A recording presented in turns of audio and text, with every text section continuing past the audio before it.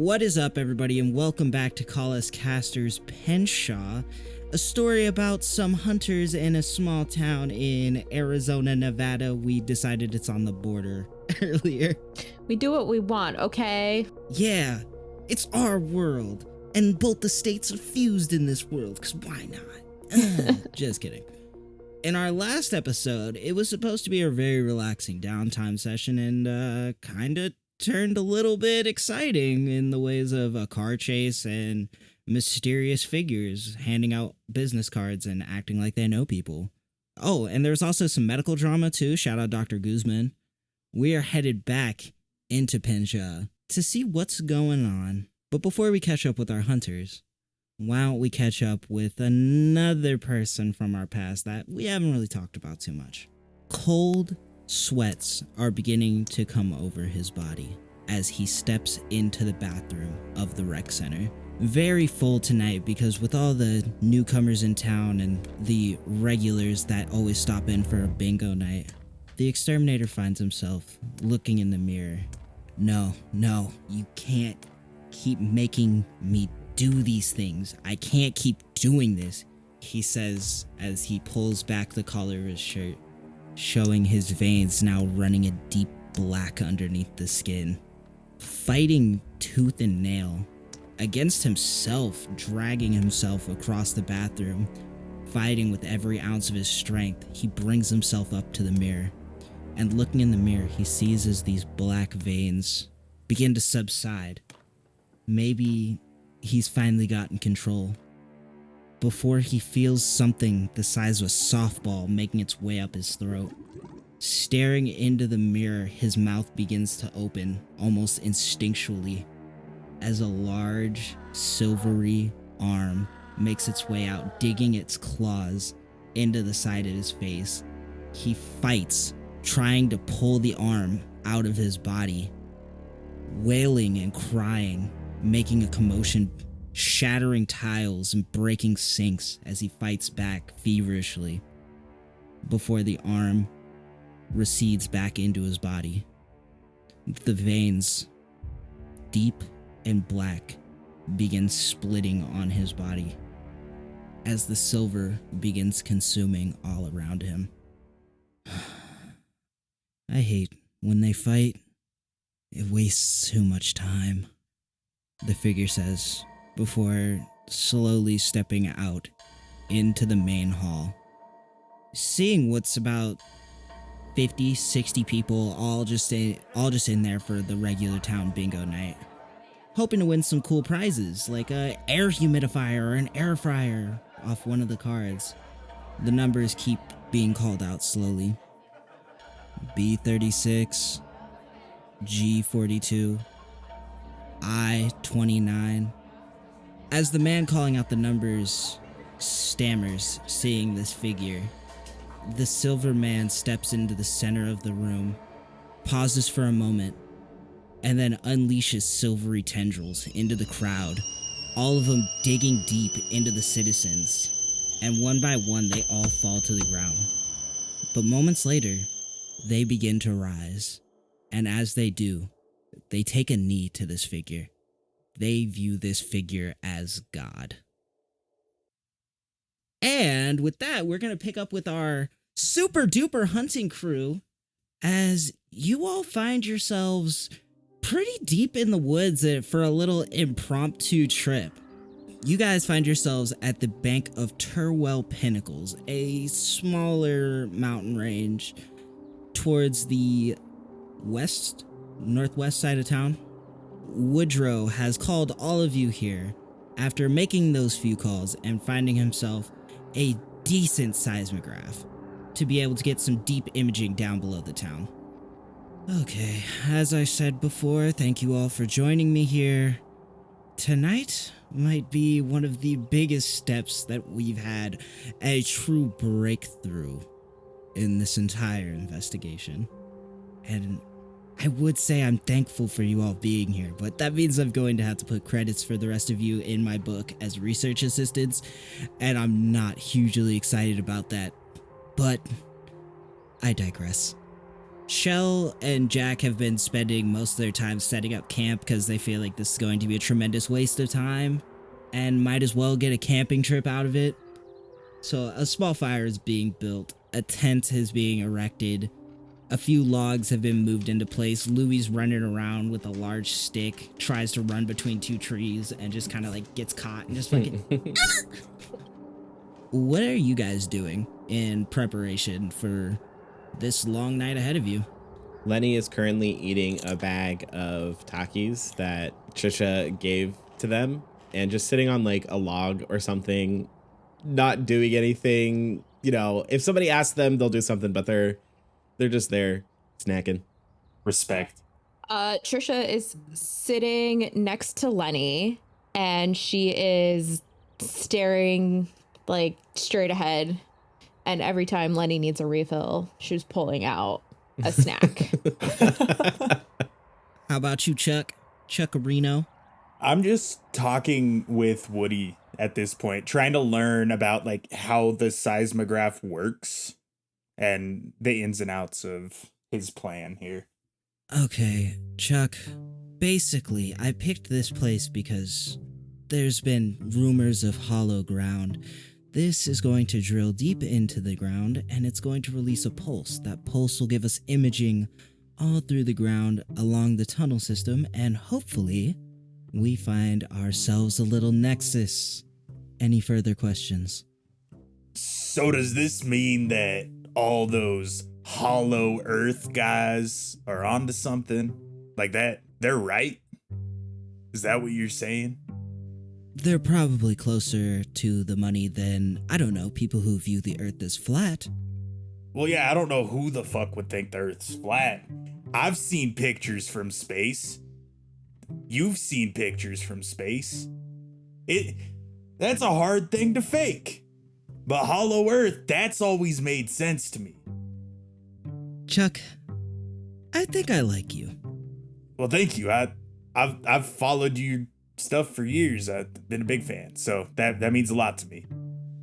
Here, I want to give you this. It's very special, and I hope it becomes something that you cherish for the rest of your life.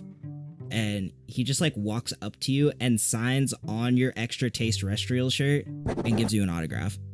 I just take my shirt off and I put it in my bag to keep it safe. And then I pull out an identical shirt. Well, thank you so much, Woody. That means a lot. A man that's always prepared. That's a good quality to have, Chuck. Thank you. That single tear. Mason, what are you doing? As we're kind of sitting around the fire, I'm looking out past the mountain range, just kind of thinking.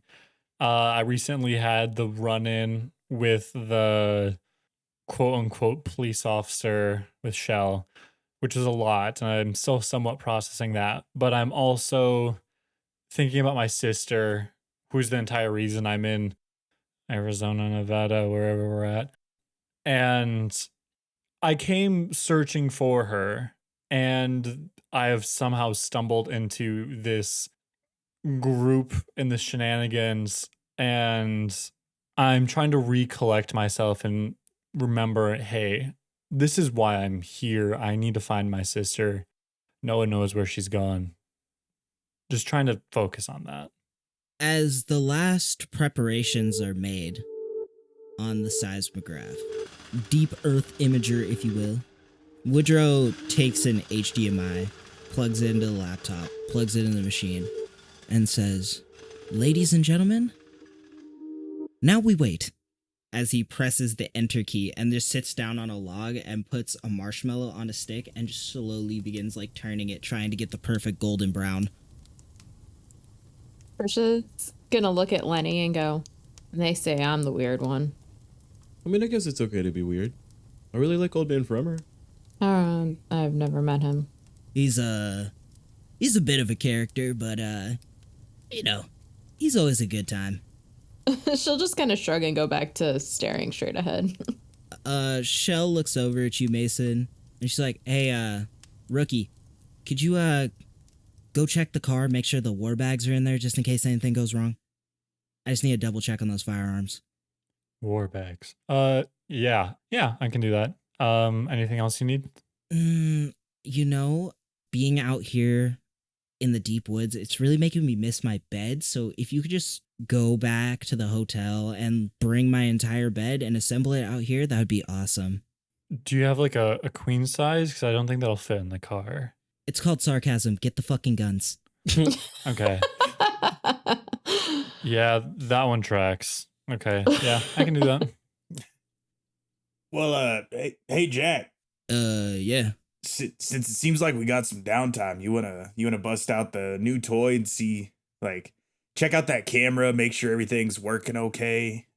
Maybe see if we can see some cool shit out here. Yeah. Yeah, that sounds kind of useful, actually. Yeah. Jack accompanies you, Mason, to the car right next to these big duffel bags just teeming to the brim with firearms that Shell obviously packed. There's a large drone box. Jack turns to you and says, "Could you believe this thing was only $500? 500. Yep, me neither." He takes the drone and moseys on back. You guys pop it out, get it set up as the imager continues going to work. You guys are able to get it up in the air. Why don't you roll just straight up plus sharp for me? Got you. That's a 10. Oh yeah, you see a lot. This camera, 4K HD, great zoom. Absolutely all specced out. Flying around in the immediate area, you notice some like old mining buildings that were around, like the mine carts and everything are still outside. The tracks lead to like caved in tunnels. A lot of like old warehouses and what appear to be like bunk lodges for the workers.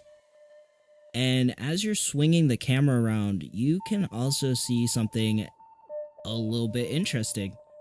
You guys are closer to the border of town where you currently are, and at the edge of town, you can actually see what appears to be like a blockade or maybe a checkpoint.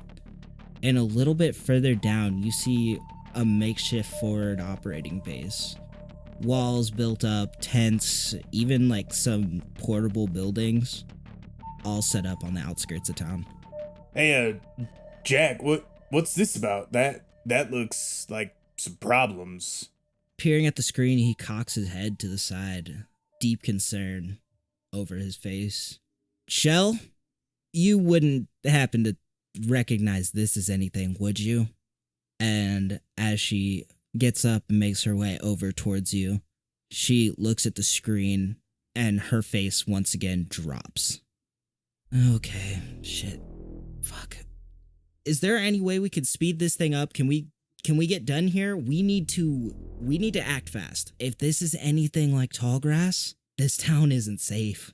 So that's that group you were talking about the other day. Yeah, that's P. And this is definitely their handiwork. If anything, if they have it blockaded, this isn't going to be a quiet operation. They're going to take this town by storm. Is it every road into town that has a blockade? Yes. Sick. Trisha's gonna look over at Shell and be like, explain? Okay, so back when I was fresh out of the Marines, I got picked up by a little bit of a shadow company. It's subsection of the government that all that black ink Roswell shit like that goes through them. And they don't want to keep it. They don't want to make it public knowledge. It's basically Area 51's big bad brother. And they don't fucking play around. That explains the weird idiots earlier. Yeah, odds are they're keeping tabs on us. And maybe we should start keeping tabs on them. Or I could just shoot them. You know what? I definitely like that plan too. They are not exactly the best. The last dude running it, he was a complete shit show and went kind of power crazy. And here's to hoping that that doesn't happen a second time. But if they're mobilizing that big, that means Bleed's here. And if Bleed's here, we all have a way bigger problem on our hands. Who's Bleed? Bleed? So, you know how these creatures bleed silver? Yeah. Bleed is the biolinked extraterrestrial eradication, detailed? Sorry, it's been a while. They found a way to control this shit. And it's only worked in a small batch, but that small batch is quite deadly, very much lethal, almost superhuman. Control how? They're chipped, basically using electromagnetic pulses. They've been able to stimulate the creature in the right way to keep it dormant enough that it's not going to take over their minds, but active enough that it's going to alter their bodies. I mean, I don't know if this guy has anything to do with it, but there was some random guy in the coffee shop hacking away. I think he was coughing up silver. I told him to get out. Then there might be hosts. And if there's hosts, that means we don't know who we can trust in town. They could be anywhere. They could be anyone. So as of right now, the only people we can trust are here at this campsite and back at that motel, at least staff-wise. Just kind of shrugged my shoulders. We're just living out the thing. Yeah, hopefully. Hopefully that's a close comparison, because if not, we have a much bigger problem on our hands. We don't know how many townsfolk this thing's gotten into. So, are we just gonna have to kill people? I think we're gonna have to play it as normal as possible. If we find out who's got it, then we can handle it. But until then, I think we need to play on the defensive. Well, hopefully we can get a hit on Woody's cool little tech over there. Chuck, ask and you shall receive, he says as a chime goes off on his laptop. Woody makes his way over and brings up the imaging. The first little bit is very much normal mind, cave systems, things like that. And then it dives deeper and deeper until a large crater under the ground, almost like a massive bowl full of flora and fauna, is hidden deep below the town, right under the town center, with tunnels leading up into various locations. One of which you remember as the farm. Going through that tunnel system, it leads towards that sigil you saw carved into the wall. One of them leading up into the rings of Saturn sandwiches. All of this lying dormant deep below the town. How long have they been here? It's hard to say without getting a close look, but given the formation of the Earth above it, thousands, if not millions of years. Oh, Hollow Earth is real. Holy shit. Well, on one hand, we do have government-sanctioned psychopaths trying to kill us, and below us is quite possibly a multi-million-year-old jungle. The turn of events are leading to such great content. Truly, this is going to be a very exciting week for the paranormal. HL, I got the war bags. What are you guys talking about? So, simple breakdown. The town's cut off. Military personnel are on every exit, and we're not making our way out. And oh yeah, every time you've walked through the center of town, you've been walking over a multi-million-year-old jungle? Woodrow kind of shrugs. Yeah, we'll call it a jungle for now. We know where they are, and we know who's trying to kill us. And yeah, so good thing you brought the guns. Yeah, guns seem like a good thing to have right now. That was a good idea, Shell. I know, it was my idea. That's why it was a good one. Yeah, that's why I was complimenting it, but Yep. glad we got that figured out. Jack has this dark expression on his face. If they're taking the town by storm, that means the hotel's on the list. Donnie and Marissa are at the hotel. Once they start mobilizing, they're going to start kicking doors. And when they find whoever they know is linked to us, they're fucked. Jack, I have in like my back rooms at the shop, I have a panic room. We can have some people hunker down there, keep them safe. Okay. Okay, here's the deal. We need to gather up some of our non-fighters. We need to get them to the panic room. Next step, base, or we can hit the base, see how much they know. We just got to figure out a way in or dive into the tunnels. We know a way in there. Shell shrugs a bit. She's like, I mean, there's plenty of us here. We can do it all. do we split up? Doesn't splitting up leave us more vulnerable to being taken over or tricked by this creature if it can mimic or host or whatever the fuck it can do? I've watched a lot of movies and I've seen a lot of scary things, and this is This is all of them. I mean, smaller groups leads to less detection, though, especially if it's just reconnaissance. Well, we know Lenny's immune, so it can't mimic Lenny. That's a win for us. So Lenny's going in the hole? Who's going with him? Trisha just glares at everybody and moves next to Lenny. Okay. I can go with Lenny too. I'm kind of looking after them a little bit. They're my protege. They're hopefully gonna take over that shop when I die. That's the goal. Get them trained up and ready to sell some jerky. At the top of this whole excursion is when you want to talk about death. Jack's already like fumbling for his keys. He's like, I'm gonna get them out of that hotel. I toss him the keys to the shop, which has the key to the panic room, and you just go back into the office, and there's a bookshelf. You're gonna pull Aliens Are Among Us. Bookshelf will open. There's your door. That's why. You know what? No, this isn't the time for questions. It's fine. He starts jogging away. He's like, "Come on, Louie," as they head to the truck to head towards the hotel. Shell looks over at you, Mason. So, what you gonna do, kid? I'm gonna be honest with you. I feel like we have the most success when you say jump and I say how high. So what are we doing? Let's go throw some binoculars, as you like to call them, on your rifle. We're gonna do a deep dive. Cool. All right. I have a question out of character. Yeah. Is there anything you guys want to do before you head out on these little adventures? I'm good. No, just make sure we got enough ammo and head out. All right. We'll pick up with Team Spelunkin' as you guys make your way towards the entrances to the tunnels. Chuck, having realized what could be useful, popping through the drone camera real quick. You make your way over to the old mine entrance. It's pretty caved in, but there's like a small space in the top where you could squeeze through. Chuck, being of like a larger stature, it's a little bit harder for you to make your way through. But as you do, you find your way into the mines. What y'all doing? I will have my gun at the ready. So it's what, Chuck, me, and Lenny? Mm-hmm. Yep. I feel like Lenny should be in the middle. And I'll bring up the rear. Yeah, I was gonna say I'll take point. I'll have my shotgun out, even though it's a really bad idea for me to use a shotgun. But yeah. Old man Fremer type beat. All right. Well, Chuck, since you are in the lead, could you roll to investigate a mystery for me? You got it.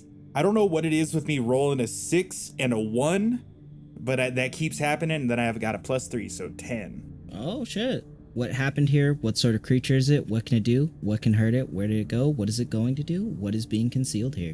What is being concealed here? Where did it go? And... It's only 2. It's 3 for read Okay. about situation. You're right. Thank God. I didn't know what I was going to choose for the third one, so it's better that way.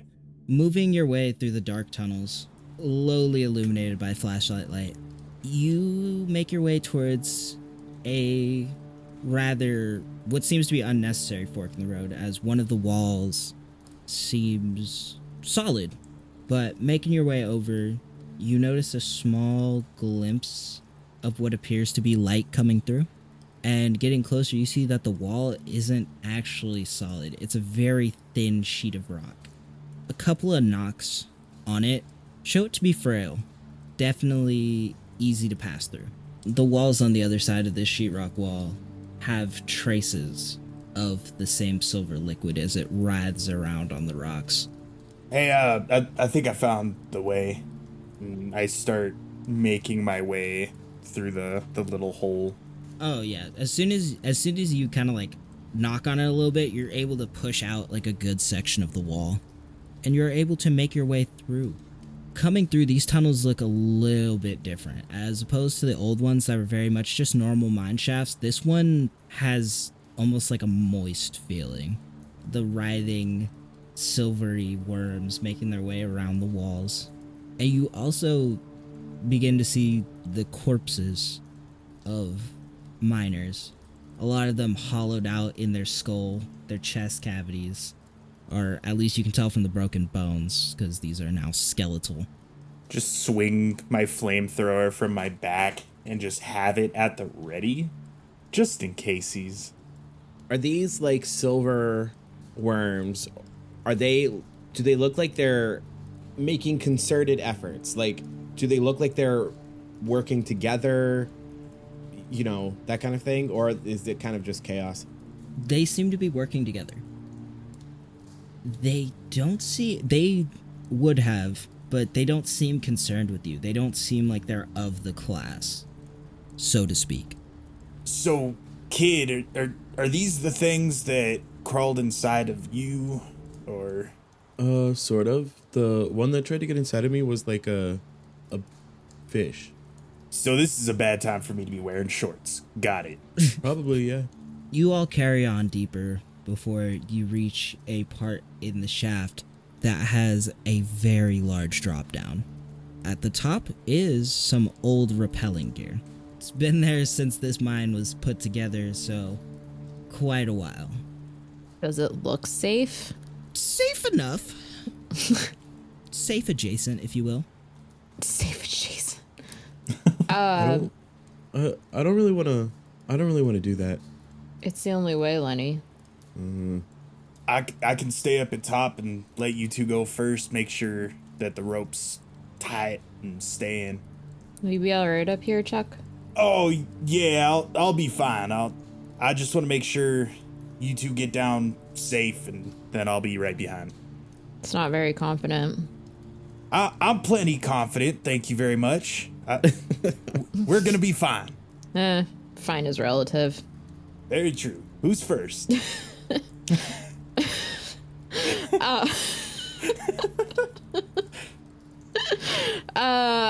Trisha will go first because if something happens to Lenny, she's obviously gonna try and kill whatever's trying to attack Lenny. So she'll grab the rope and just go because she's like, whatever. Either I'm gonna live or I'm gonna die. So As you step over the side to begin your rappel down, you don't have any issues. The rope's a little old, it's a little dry, but it seems to still have a little bit of life left in it. It's good. You're sliding down pretty easy. As you make your way to the bottom, you're in a very short section of this cave. And at the end of it, you can see light. I will wait until the other two are down here to even investigate what's going on. Lenny, are you making your way down? Very unwillingly, yes. They'll make their way down. You got this, kid. I believe in you. Okay. Lenny, you grab onto the rope, you make your way over the side, and begin rappelling down. And nothing really exciting happens. You have a really fun trip down. Rappelling. Oh, I'm so scared. I know. As you make your way to the bottom, you can see Trish waiting there, doing Trisha things. AKA staring into space. Yeah, pretty much. Gosh, she's getting so predictable. I am so scared at the top here. Chuck, you making your way down? Triple checking the rope, making sure everything's tied tight, good to go. As you pass over the ledge to begin rappelling down, something catches your eye before you pass down. A figure beginning to materialize out of the worms. And you hear, "Chuck, I never thought I'd see you again." Oh, I got fucking chills down my spine. Jesus. Who? Is that you? Yes, Chuck. Yes, it's me. As you can hear footsteps getting closer to the ledge. I'll call up to Chuck. Hurry up. We're waiting for you. How do I know I can trust you? Just still calling towards the figure. You see as one hand crosses over the ledge before a set of eyes meet your own, and it's hard not to feel something when you're looking into the eyes of the love of your life. It's your wife, Chuck. You've been gone for so long. I've always been close. I've always been here. But why are you part of that silver shit? We always wanted to come home. It just had other plans for us. What do you mean it? What is it? What are you? I found a new home for us. Just come with us. Everything will be okay. I promise. It doesn't hurt. One sec, kid. You're not my Beth. You're not. Chuck, it just made me better. We don't have to live in fear now. Just come home. That's not my home. And I continue down. You can hear the sound of light sobs. And you feel a little bit more slack on the rope. And almost in a moment of odd slow motion, you begin seeing the weighted piton that the rope was tied to begin to sail down. Chuck, can you act under pressure for me? Yeah. That's a 4. Ayo, Chuck. This about to hurt, bruh. As the weightlessness begins to set over you, right as you were about to kick off for another hefty leap down, you push back, but instead of bringing yourself back towards the wall, your back meets the other side of the cavern before bouncing you forward, hitting another lower part in the cavern. You bounce a good 4 or 5 times before you eventually meet the bottom of the cavern. Go ahead and take 3 harm for me, as you two see Chuck fall to the ground in a crumpled mess. Trisha will run over to Chuck and check on him because that should have held his weight, and it seems odd that he was the one that fell. I'm just crying. Chuck. That wasn't Beth. That wasn't. She never would have done that. Oh, Chuck, remember Shell told us none of this is real. They're gonna try and manipulate us. It wasn't Beth, but it was. That was my wife. She still felt familiar, while not at all being her. She's been gone for so long. It's because they're using your emotions against you. and I mean, if they did take her, at least we're gonna kill them. So I really will never see her again. Or Tommy. They're both of them. We don't know that, Chuck, but we need to keep moving. You're right. And I stand up, try to dust the fucking legs of my shorts, and Lenny gives Chuck a hug, which is not something that Lenny does, but Lenny gives Chuck a hug. I just cry harder. You're such a good kid. And I just squeeze. Oh, okay. And on this touching note, I think we'll jump over to our recon team. Mason, you and Shell have carefully and meticulously made sure that your tracks are covered as you have made your way to the outside of the forward operating base. You guys are on a hill just over the highway. Shell has given you a scope for your rifle and is laying down next to you with a pair of binoculars. Okay, seems like a simple security setup. Guard patrols. No one really coming in and out. I don't think they're mobilizing just yet, but if things are as bad as they say, this doesn't have too much longer before this turns into a full-fledged shit show. Yeah, this could get real nasty, for sure. But I have a question, Shell. I probably have an answer. You were talking earlier about how you kind of knew about the bleed or whatever. Yeah. Do you know what they want? What their goal is? Make more of them. And if everything that Woodrow's been saying about how things are going, they have enough to make a full-fledged army below this town. And then what? Just take over the world, or? Then we for sure have a government death squad running around, and it probably won't take too long before that becomes the main objective. Yeah. They already have the CIA and the FBI. Why do we need more death squads? Honestly, as it stands now, P's bleed unit eats the CIA and the FBI for breakfast. And that's just where they're standing now. Gotcha. So we're not really fighting aliens. We are, but it's the aliens aren't really the problem. I think it's a two-sided war, my friend. Okay. Do you have any tips on shooting this thing now that I have a scope on it? Yeah, you pretty much point it at who you want to hit, pull the trigger, make sure you take a deep breath in while you take your aim, exhale slowly, and pull with the exhale. You'll put it on target every time. Pull with exhale. Okay. Yeah. Let's see if I can follow up my pistolero skill from last time. Don't know where that came from. Are you doing okay? Holding up? A little sore here and there, but think we'll be okay. All right, rookie. Time to DNT. Okay. Determine next steps. We need to figure out a way to get in there. Okay. I was going to say do not travel, but that makes sense. For sure. I guess I'm going to look through my scope, just try to see if there are any obvious points of entry, if there's any information that could lead me to a quicker, easier entrance. If I'm Team Recon, I'm just basically hopefully not needing to do anything with actual gunfire, probably. I mean, you see a front entrance. That's pretty cool. And those are some pretty cool guard towers. But other than that, you haven't seen too many less noticeable entrances.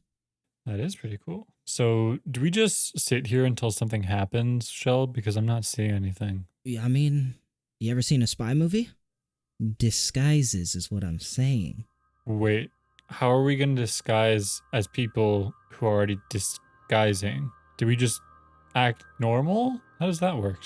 I don't know. Let's find out, she says as she lays her rifle down and tucks a pistol into the back of her waistband.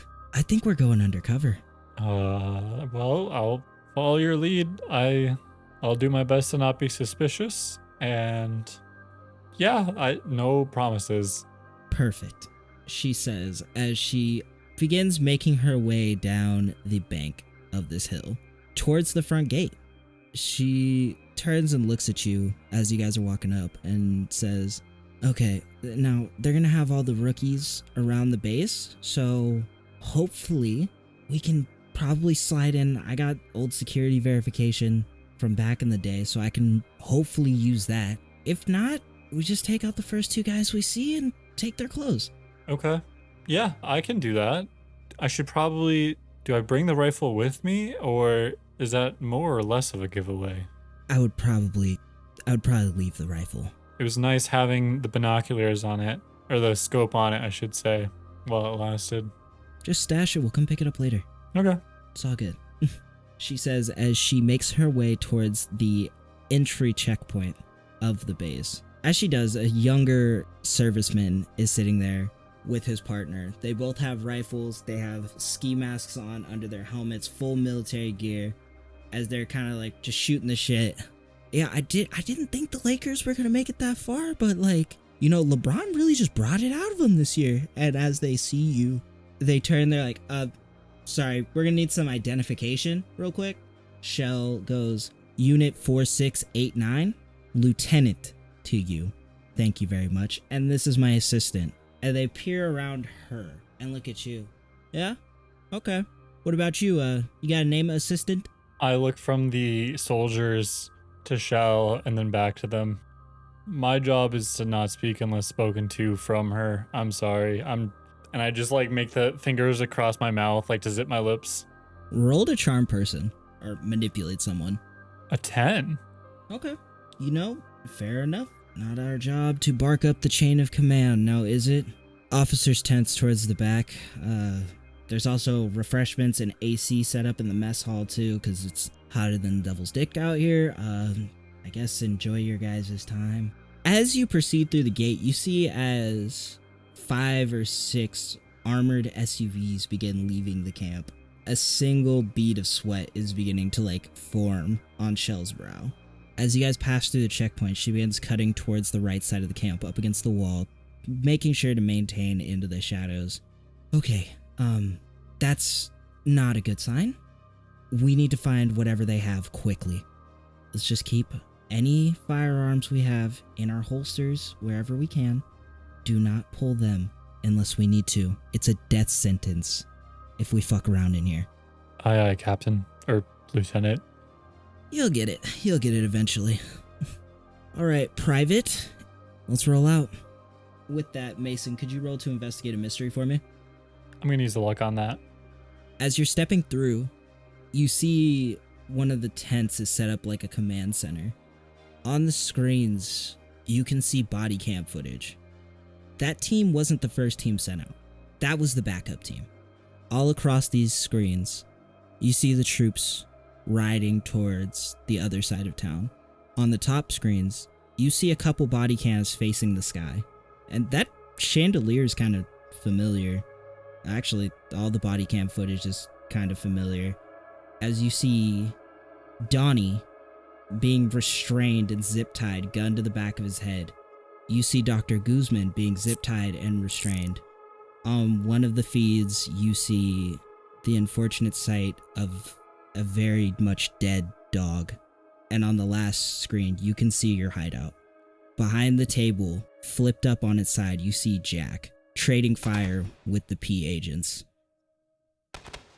It's not looking good for him. But also, with using a luck point, you do notice a tent that seems to be filled to the brim with researchers as they're looking over various whiteboards, red ink all over, different formulas, pictures all up on display as they seem to be putting something together. Shell catching your eyes as you stare over at the body cams. A nervous dry heave leaves her body before she quickly composes herself, trying not to let the emotion set in too long. Mason, we're gonna burn these motherfuckers to the ground. Yeah. What do I need to know? Let's just keep pushing. Let's just keep going. I got your back. She puts a hand on your shoulder and nods quietly, full of sorrow, before making her way to the back tent that you saw all those whiteboards in. Once in the tent, you can see now there's multiple case files, one of which is very striking because it's yours. It says Experiment 0432. Effects, benign. Utility, none. Location, on-site. All of these little boxes ticked underneath your name. Next to yours, a photo of your twin. Effects, controller. Location, unknown. Utility, high. And one more, also on the board. It's a picture of Trisha. Effects, benign. Location, on-site. Utility, none. So Trisha and I have the same designations. You do. Okay. Can I grab or attempt to grab these files? Those three, and if possible, any more that are nearby in this like same serial orders? Yeah, go ahead and roll to act under pressure. There are some lab workers. They seem to be working on something else, be it research or trying to figure out locations of hotspots. So just roll to act under pressure. See if you can swipe them without them noticing. I got an 8, but I want to use a luck point on this. All right. Quickly and carefully, you're able to sweep the files into your coat, one by one. And once you get them, Shell looks at you and she nods. Like, we good? I just do a slight nod back and then fall back in line, kind of behind her and to the side. All right. We got what we need. Let's hit this motor pool and let's get the fuck out of here because I feel like driving a company car right now. She exits out and makes her way towards the other side of the camp, keeping calm and maintaining pace as the rumble around the camp begins to start to pick up as you see more units beginning to get ready to mobilize. This is going to be a shit show. And I'm here for it. She heads to the motorcade. And almost without even having to ask, just because of like the movement, they're like, up, car 14, that's you guys. All right, get ready to roll out. As you guys are able to slip into the driver's seat and the passenger seat respectively, keys in the ignition, you begin to drive out of the camp, making sure to keep pace with the convoy to lay under the radar. Where are you headed? Are we at the back of the motorcade? Yes. Is there any way for me to know how many there are in front of us? It looks about the main force that was at this FOB is all headed out. Like, at least the combat units. It looks like you have about 16 cars headed into town. I just kind of look over at Shell Are we following them? Are we splitting off? What are we doing here? If we have any chance of doing this, we need to go to the hotel and we need to bail them out fast as fuck. Do you know any shortcuts? Yeah, we'll just head off-road. Cut right over here. Sounds good. So I crank the steering wheel and drive off road. All right. And as you guys begin speeding your way through the dunes, we're going to pick up with our tunnel crew. Bum, bum, bum.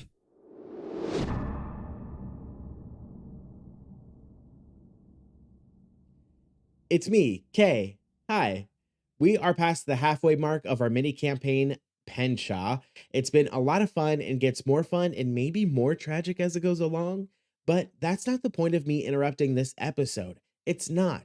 The point of me being so rude and interrupting episode 4 of Penshaw is to ask if you knew that we have a YouTube channel. That's right. Right now, you can go to YouTube and watch the after shows for Penshaw on the Friday after the episode airs. We talk about what's going on in the campaign and basically just hang out. It's a good time, and I think you'll enjoy it too. Make sure to subscribe too, because in a couple of months, there may be more going up on our channel, so stay tuned for that. You can find us by searching Call Us Casters on YouTube or going to youtube.com/@CallUsCasters. Thanks for listening.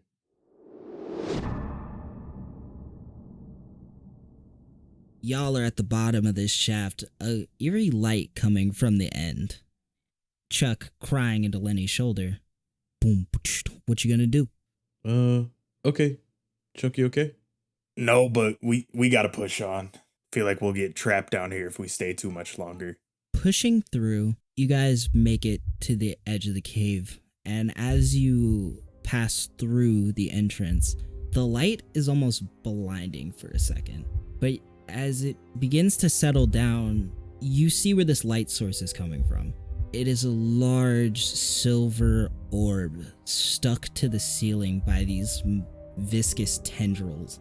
A haunting glow coming from the inside, illuminating what is all around you, a lush forest. The trees have these metallic green leaves. The trunks of the trees are brown but still metal looking. It seems like almost a recreation of what life used to be like millions of years ago.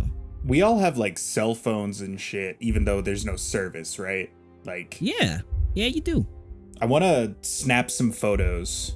That way Woody has like real research to go off of. Or we torch the place. I'll look up, and the silver thing on the ceiling, is it like pulsing or is it just kind of sitting there?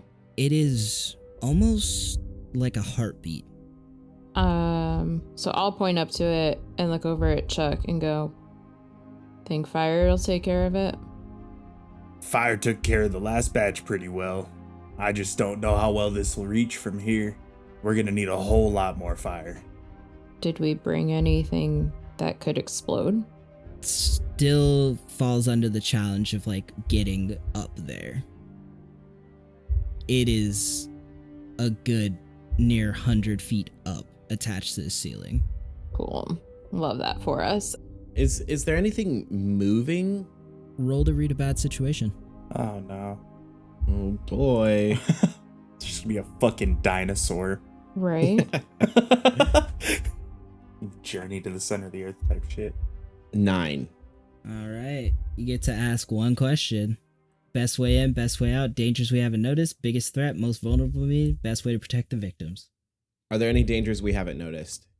I love that face, Kyle. I love that Kyle's face. smile scares me. That's the you fucked smile. I've been waiting for this shit since the last session. Oh no. Fuck you, Kyle. That doesn't make me feel all warm and fuzzy.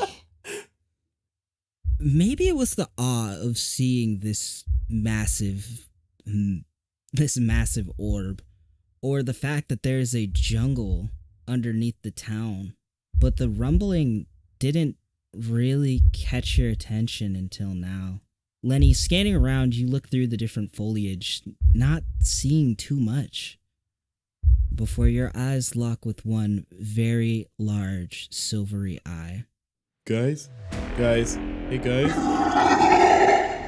Massive head of what could only be described as a Tyrannosaurus Rex pokes out of the bushes and roars at our hunting party.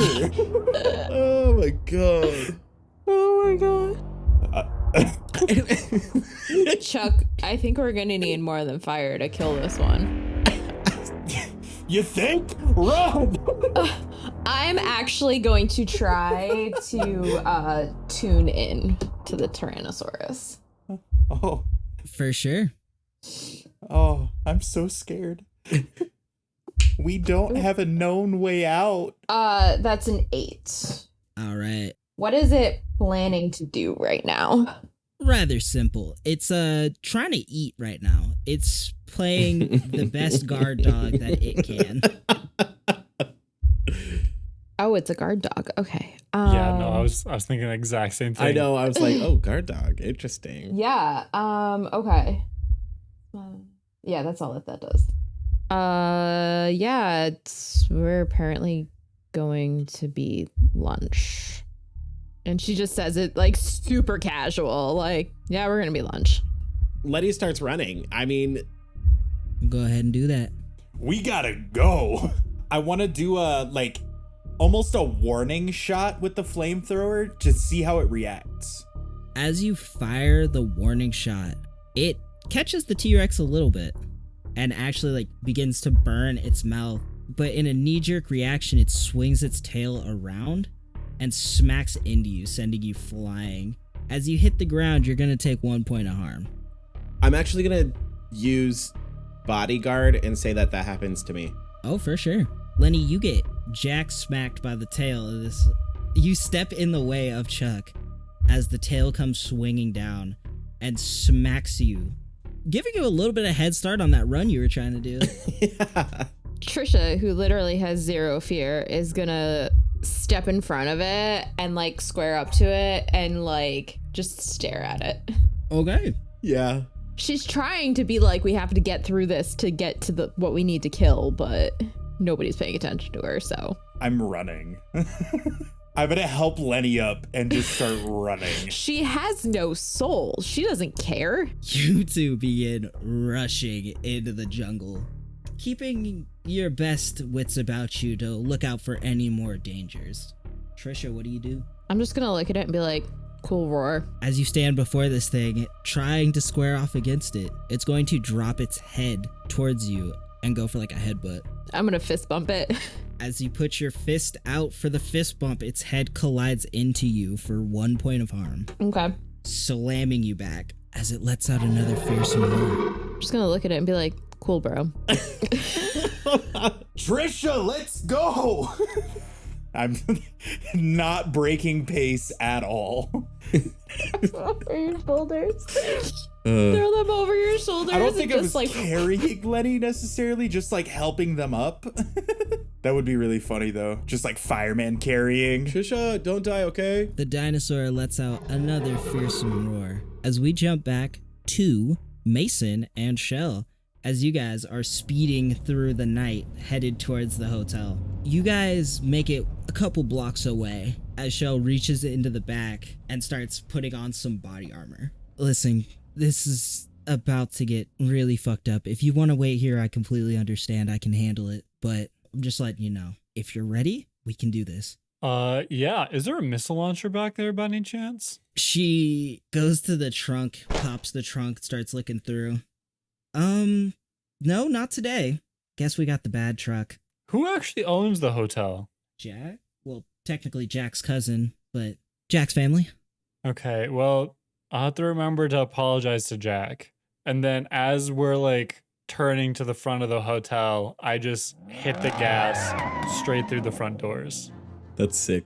You skirt through and angle the SUV perfectly to pass through the doors. As you do, slamming multiple armed members of this death squad into the wall, pinning a couple of them. Shell begins shooting through the windshield at the ones pinned against the wall, killing them. before stepping out and beginning to clear the area in the lobby. After running over these guys, I'm just gonna kind of turn around and reach in the back and see if there's any firearm I can use to just like help, and then do my best to try to clear some waves and keep up with Shell. For sure. You reach in the back and you're able to find a couple of guns. You find a shotgun, you find an assault rifle, you find a pistol with a couple of magazines. Like, it's fully stocked. This was definitely ready for war. Oh, then I definitely also want to go full metal jacket, completely packing and loading. I don't think that's how you say that, but yeah, fully armed out. All right, Mason, roll to read a bad situation for me. This one I actually have a positive on. You know what? I'll use a like on that. Chris. Mason's gonna die. I rolled so bad on it. I rolled a 3. All right.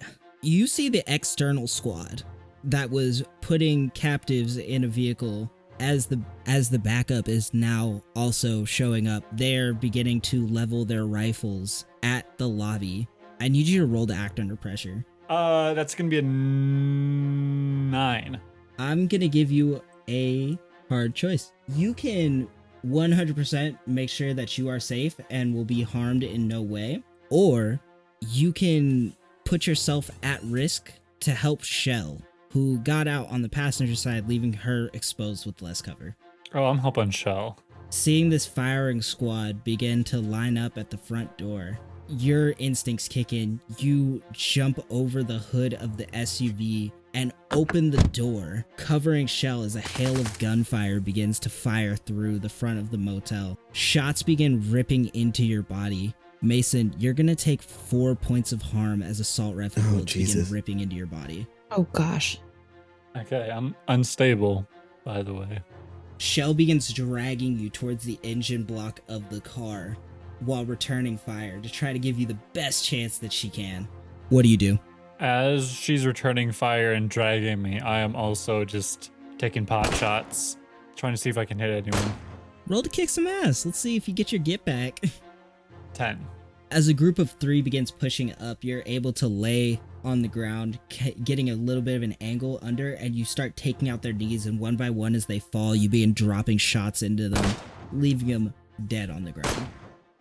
There's still about 7 more outside. Shell, go get the others. I'll try to hold down the front. What the fuck are you talking about? You are holier than the fucking Bible right now, kid. Okay, give me your body armor then. It's not doing you any good right now. You haven't taken a single shot. You know, it's skill, she says as she begins taking the vest off and throwing it over your shoulders. She's like, those plates don't have a lot left in them, kid. Just be safe, okay? Okay, go get them. Make sure they get out safe. And then I think you're driving us back. That checks, she says as she begins like climbing over the hood, firing out at the squad before jumping down and rushing towards the room. You see down the hallway as she opens the door, she gives you one last look like, you better be fucking okay. I just give her a thumbs up. She cracks a bit of a smile before it goes back into that battle-hardened face as she pushes down into the lower. Mason, the death squad is beginning to push in closer on you. What do you do? Okay, they're pushing in towards me. I would like to... Is there any way that...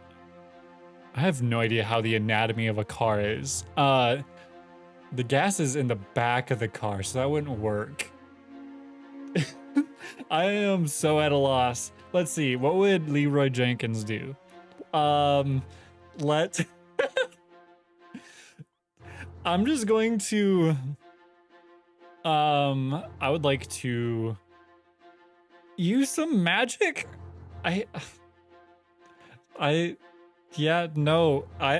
benign. That's what they classified you as. I'm benign. I have no utility. I want to not me looking up how to do magic. I mean, you can. Anybody can do magic. True. Can I use magic to make, there to be a gas leak in the back of the car and then shoot it? I don't know. I got myself in a situation and then I immediately faced the consequences of that decision. You're trying to shoot an active gas leak in a car while you are by the engine block. See, I'm just asking for clarification. No, I'm not trying to do that. With the power of hindsight, I'm not trying to do that. I'm just going to, I want to see if I can get like a collat. I want to go for a collat. No, like in Deadpool where he does like the flip and he hits like 3 people in the head. I don't want to do the flip. I'm badly damaged. Mason. If I roll well and or use the luck, I would like to go for a collat. Mason, roll to kick some ass. I swear to God, Chris, if you use all of your luck right in here, there are like 3 more episodes. Yeah. That's a 13. There we go. You feel the battle adrenaline kick in. These gunshot wounds don't hurt. These guys called you mean names. Fuck these guys. Take them to the fucking grave. And that's what you're gonna do. As you pop out from the engine block, take cover behind the door real quick. You wait until you can see the whites of their eyes. As 3 of them with kind of bad spacing, they seem to be like newer soldiers, are beginning to line up. You take your moment, and the second they cross paths, you fire, sending a shot through 2 of their heads, dropping them instantly. As a third pops around the corner to try to fire off a shot, you're able to fire back, and you hit him in the neck, leaving him bleeding out on the ground. There's still 4 more soldiers pushing in on you. I kind of drop back into cover and go, shit, that was so cool. That was so cool. Oh, fuck, what do I do? So the ones you just killed were coming from the passenger side, which is the side that Shell popped out on. The other 3 are coming more towards the back driver side, and they're beginning to kind of like space out and potentially move to cover both sides. Would there be any, I can't even think of what the word would be, not munitions, but incendiary grenades, like a high explosive grenade on any of the bodies? So seeing as they didn't get like right up on you, you would have to make a move to get it, but there's definitely explosives on them. I would like to make a dive for one and to throw it under the car to hit the other side. Roll to act under pressure. Stop doing that. That's the only one I have negatives on. 9. As you run for it, slide, you grab the grenade and send it under to the other side. And as it detonates, you see 2 bodies go flying. As the SUV tilts a little bit your way but falls back on all 4 tires. You see the 2 dead bodies. And now you see the 2 live bodies, rifles trained on your head, as you are on the ground next to this corpse. And we're gonna jump back to our team in the jungle. What are you guys doing? I know Lenny and Chuck are running. Trisha, what are you doing? I'm squared up with this dinosaur. Just trying to make friends with it. So you guys can get away. And actually kill the thing. Literally trying to make friends with this dinosaur. It's not gonna happen. Why? You never know. You 2 have put some decent distance in between you, Trisha, and the dinosaur. I think Lenny's gonna stop after a little bit, kind of do a panicked like, look at Chuck, look at Trisha, look at Chuck, look at Trisha, and just be frozen in not knowing what to do, I guess. Trisha, you see as the T-Rex's snouts begin to flare, losing focus on you because of how still you are, but that running into the distance, it's got it feeling something as it begins rushing down in the direction of Chuck and Lenny. What do you guys do? Do I see it? It's beginning to break its way through trees. Branches are flying, and you see as the trees begin reforming themselves out of this metallic liquid as it's rushing down after you. Keep running. I'm Keep gonna running. try to use a move in a way that it's not necessarily intended for. But the reason I'm trying to do this is because Chuck is so hurt, and if Chuck takes any more damage, so I'm gonna try to use Eek. When a monster appears on the scene, you find a hiding spot and roll plus sharp. But can my hiding spot be kind of like grabbing the attention of it to like veer it away? I think you can 100% use it to, I guess in a sense, hide Chuck. Okay. 10.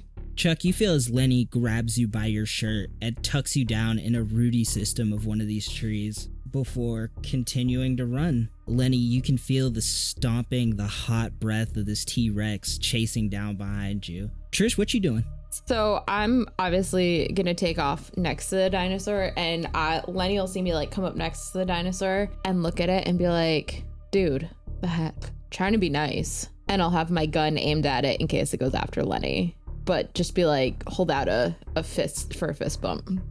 The running Lenny seems to be distracting this T-Rex from this super dope friendship moment. As it begins to get a little bit more hop to its step, it seems like it's getting ready to jump.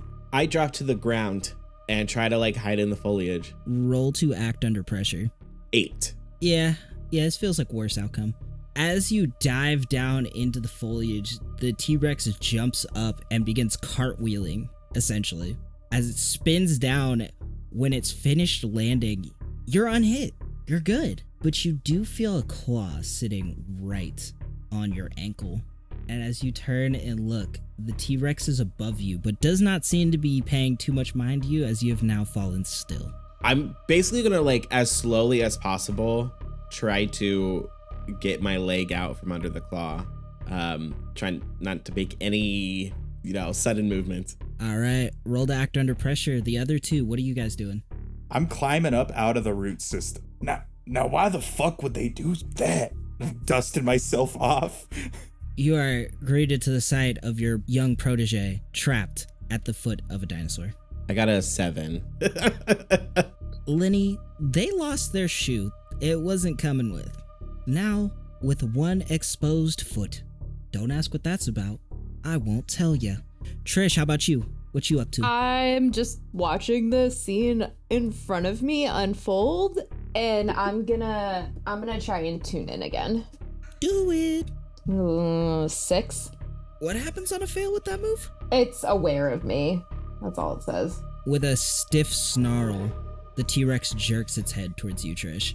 I'm just gonna look at it and be like, sup. That's the most movement you will have ever seen Trish make. It's gonna let out a massive roar one more time, now making its way towards you. Chuck, Lenny, what you guys doing? Yeah, Chuck, you're not even around. I'm a little ways down, and I'm running towards the other two. They need to get the fuck out of there. All right. Hey, look at me, you big bitch! And I ready my flamethrower. You two need to find a fucking way out of here. I got a plan. We're not leaving you, Chuck. Yeah, no, I'll stay right here. It's fine. God damn it. And I'm gonna try to run back, I guess, to get it away from the other two and on me so I can unload the fucking flamethrower into it. All right, Chuck.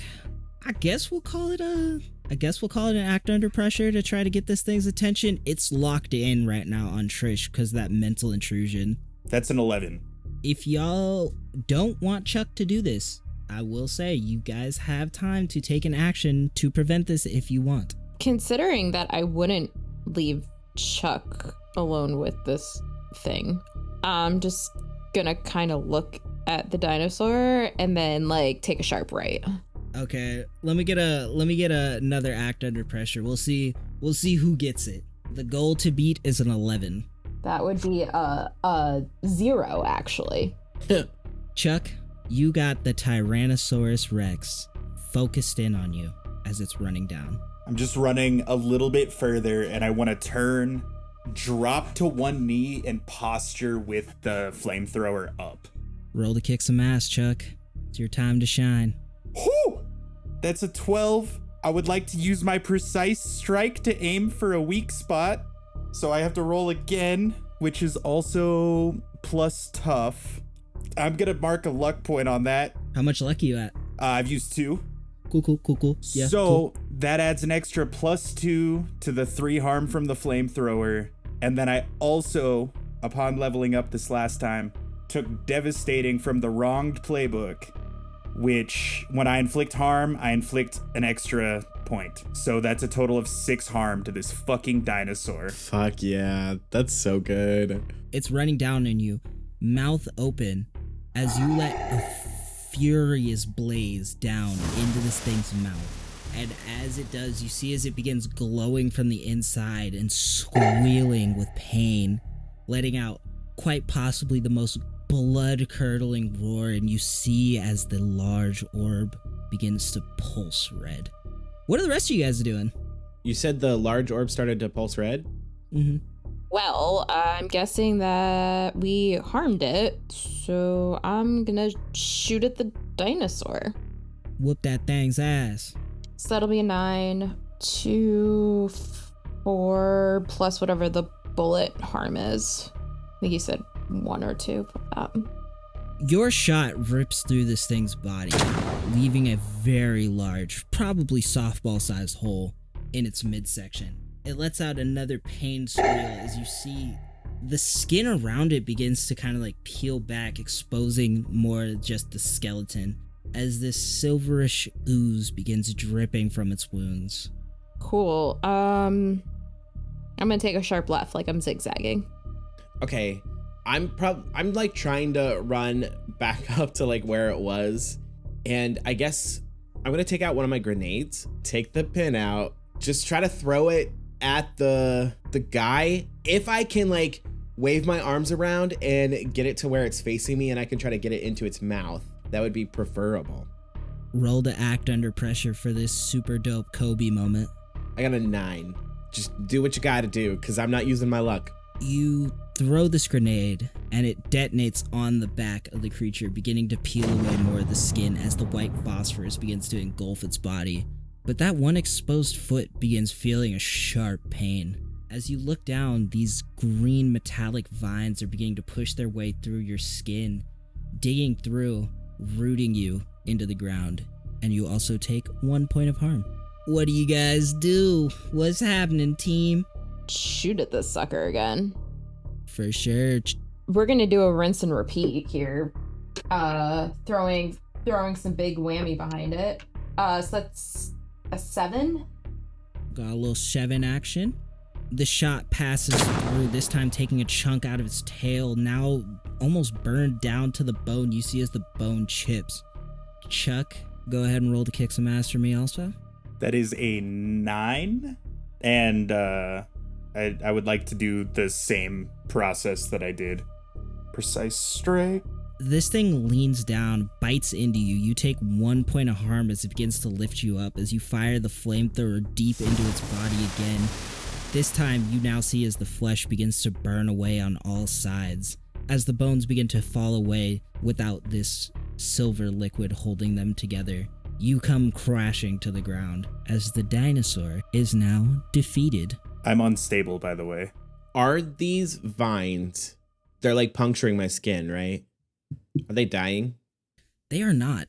They don't seem to be linked to that thing. Well, directly. Or under its control. I guess I'm just going to try to, I don't know, rip my foot out from them or something. Something probably incredibly painful. Yeah, roll to kick some ass. This is gonna probably hurt a little bit. 7. Yeah, Lenny, you're definitely gonna take a point of harm as you're pulling. You see the deep layers of skin begin to get ripped by the vines. But after a few good yanks, you're actually able to free your foot. Guys, do we have anything to like wrap our exposed skin in? Where'd your shoe go? I don't know. It seems like if you touch the stuff with your skin, it might try to, I don't know, like eat you or something. As they lift up their nasty bloody foot. Oh, that's really bad. Yeah. I go into my bag and pull out that autographed shirt. Oh, Chuck. Wrap it around Lenny's foot. Oh, that should do the trick for now, but I don't think we need to hang out down here any longer than we are. I don't think we're hitting that right now, but we know about it. We know where it is. We just need some more firepower. Yeah. Okay. Yeah. Best thing we can do is find a way out. Trish will just nod and keep walking. And with that, you three continue your journey to try to find a way out when we jump back to Mason. Mason, you are on the ground. 2 assault-style weapons pointed in your face. You got a lot of bodies under your belt, but I've never seen somebody dodge 5.56. What are you gonna do? I'm going to raise my hands and then say, yeah, those probably aren't going to jam, are they? And then I'd like to roll to attempt to jinx and jam them. Do it. I will officially have 1 luck point left. It's Chris. Chris. Okay, if I don't use luck point here, I either die or I use a luck point to not take damage. Nobody said they were gonna kill you. Why wouldn't they? I just murdered like a bunch of them. Information, dog. Okay, well, I didn't think about that, but As you utter, those things aren't gonna jam, are they? One of them chuckles. Nah, I keep mine well oiled. Click. Click. You can only really see their eyes, but man, is he looking real embarrassed right now. Mason, you got an opportunity. What are you gonna do? that's awkward. Sorry that happened to you. I bring my hands back down and I want to just fire away. Roll to kick some ass. 10. That is the minimum number you needed to actually take both these dudes out. With the last few bullets remaining in your mag, you unload into both of them as they fall to the ground dead. I'm just gonna kind of fall backwards and lay on the ground, kind of propping myself up to see if anyone else comes, but I'm gonna chill right here. A few moments go by before you hear footsteps drawing closer, jumping up onto the hood of the car. And as you look up, you see Shell. Holy shit, you made it? Well, you said not to die, right? To make it. So you say jump, I say how high, right? Ugh. I wish I had more kids like you in my unit back in the day. She jumps down and pulls you in for like a close hug. She's not too worried about the blood seeping out of your wounds. She just seems genuinely relieved you're okay. I kind of do my best to squeeze. I don't have a whole lot of strength to do that at this moment, but I do what I can. Around the other side of the car, you see a bloodied Jack stepping out. Gunshot wound to the stomach, shoulder. He's beaten up pretty bad. Hey, you alright, Mason? I've been better. How about you? Yeah, I gotta get my kid and somehow bribe her not to tell her mom about this, so it's a pretty bad day.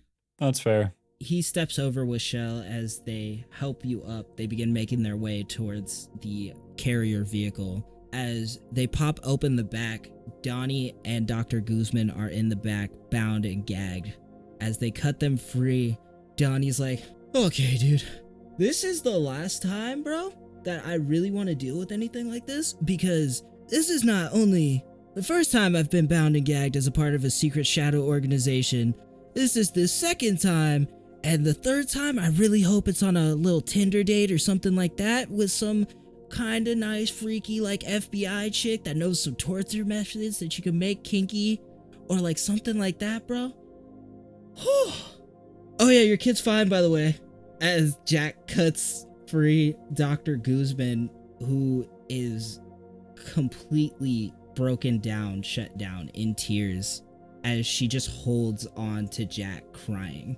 She wasn't even in her doctor's gear, like she was getting ready for bed when they decided to pop up. She holds on to him tightly as he leans up against the car and begins sitting down. He's like, it's okay, I got you. I got you. They're not gonna get you. We're gonna go to Chuck's, okay? We're gonna be okay. You know, the place with the jerky. We're just gonna go there, and I just need you to help my friend, okay? Can you do that? And she kind of like leans back a little bit and begins like wiping her tears. I'm just letting you know, I'm going to charge hazard pay for this one. This was a lot. Kind of like trying to hold it together and be a little bit more tough. Jack cracks a smile. He's like, of course. And remember, I always pay the hush-hush fee, so you're not going to tell mom about this one, right? She gets a sly grin, wiping the last of her tears from her eyes, and she says, I think you're going to have to double it for me and my assistant this one. And he cracks a smile, and he laughs as he holds her tighter before getting ready to load everyone up in the truck and head over to Chuck's. Chuck, Lenny, Trisha, you guys have been trudging through the jungle, doing your best to not upset any of the remaining threats, before finding your way to another similar cave entrance. This one, no ropes this time. This one was dug straight in as you guys are able to hobble your way up back through the twisting mine shafts.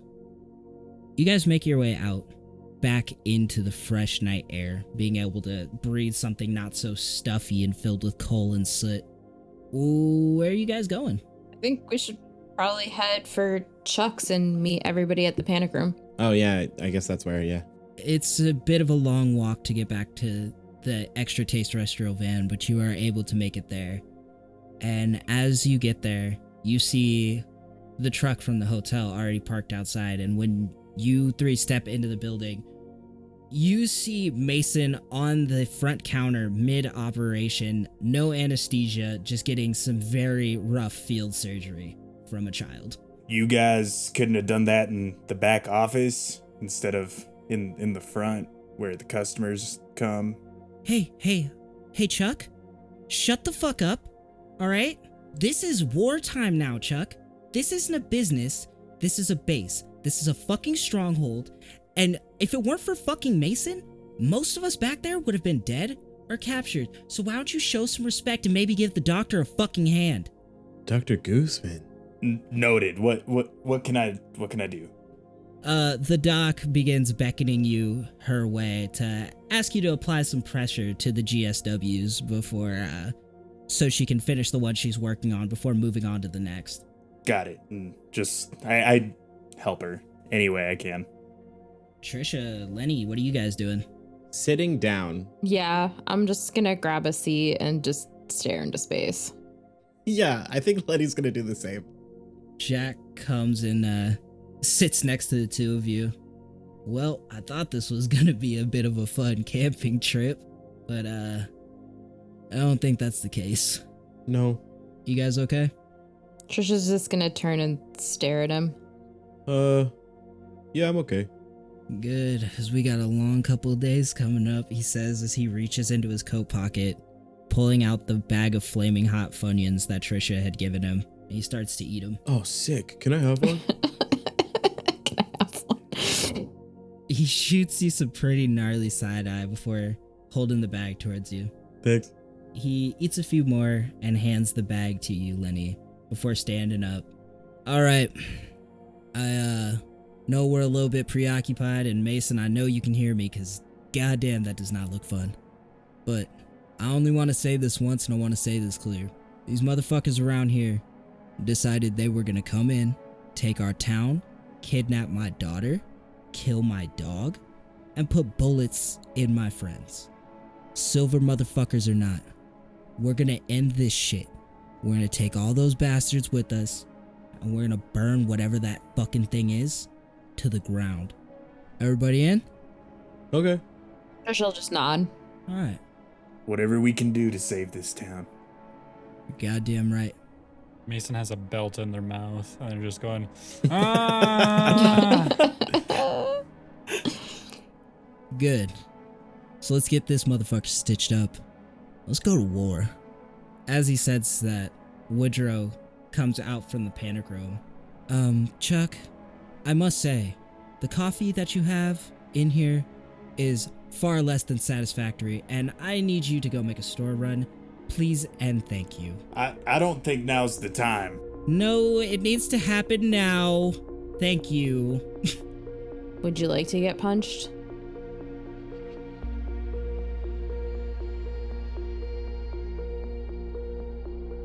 Penshaw was GM'd by Kyle Conston, starring Tyler Halcomb as Chuck Montague, Becca Ramirez as Trisha, Chris Lebert as Mason Monroe, and Kay Wilson as Lenny Baster.